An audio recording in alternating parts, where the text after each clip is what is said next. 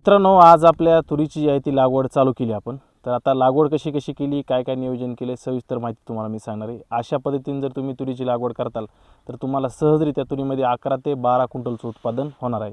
तर व्हिडिओ नक्की शेवटपर्यंत पहा आणि सर्वात आधी आपल्या चॅनलला सबस्क्राईब करायला विसरू नका, कारण की सबस्क्राईब जर करताल तरच तुम्हाला माझे व्हिडिओ मिळतील, नाहीतर तुम्हाला माझे व्हिडिओ बघायला मिळणार नाहीत. तर सबस्क्राईब आधी करून घ्या. तर नमस्कार, मी ऋषी मोठे पाटील आणि तुम्ही पाहतात ॲग्री सरकार. तर बघत राहा तुम्ही. आता पाठीमागे जे आहे तर आपण आज तुरीची लागवड केली. तर तुरीसाठी आपण काय केले, पांढऱ्या तुरीचं वाण निवडले. BDN 711 महामंडळाचंच बियाणे आपलं. की बघा अशा प्रकारची तुरी, ह्याला बीज प्रक्रिया करून आता आपण लागवड चालू केली. तर लागवड करताना कसं कसं नियोजन केले, काय अंतर ठेवले, आपण त्याच्यावर जरा आधी सविस्तर बघूयात.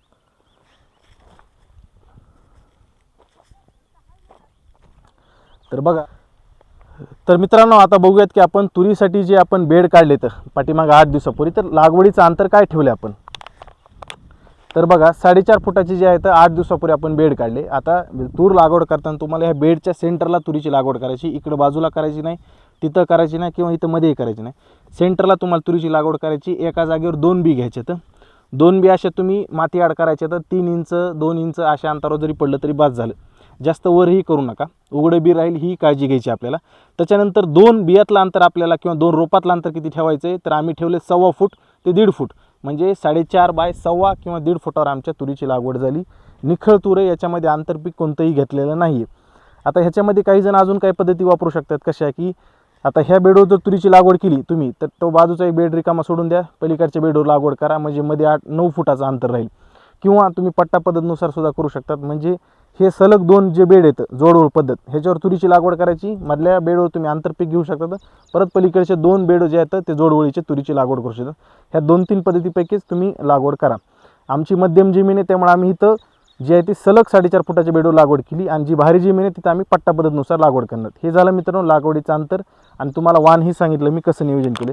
आता दुसरी अजून काय काळजी घेतली की आपण, तुम्ही बघत असताल ह्याला जी आहे ती बीज प्रक्रिया आपण केलेली. बघा ही अशा प्रकारची बीज प्रक्रिया केली. तर बीज प्रक्रिया करताना काय केलेलं आहे की बघा, ह्या वर्षी पाऊसकाळ कमी आहे, आणि पाऊसकाळ चांगला असेल किंवा नसेल तरी सुद्धा तुरीवर मर रोग हा येतोच.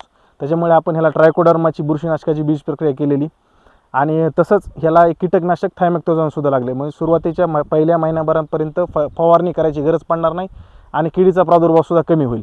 आणि तिसरं ह्याला जैविक खत दिले. आता बेडवर तूर लागवड केल्यामुळे आपण ह्याला खताचं नियोजन अजून काहीच केलं नाही. आता तूर उगून आल्यानंतर आपण खताचा डोस देतो.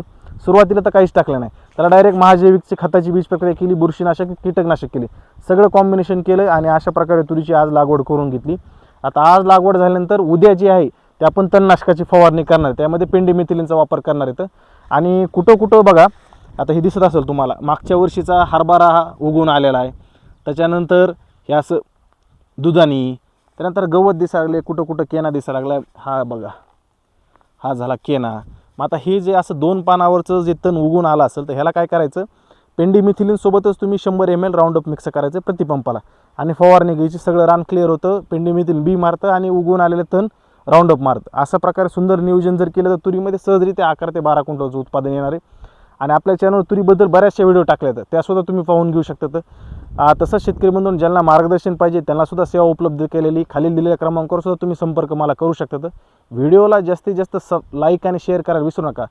आणि एवढ्या तुम्हाला मी महत्त्वाची माहिती नेहमीच देत असतो, तर एक चॅनलला सबस्क्राईब केल्याशिवाय जाऊ नका. जर सबस्क्राईब करताल तरच आपले व्हिडिओ तुम्हाला बघायला भेटतात. तर भेटूया पुढच्या व्हिडिओमध्ये. धन्यवाद. जय महाराष्ट्र.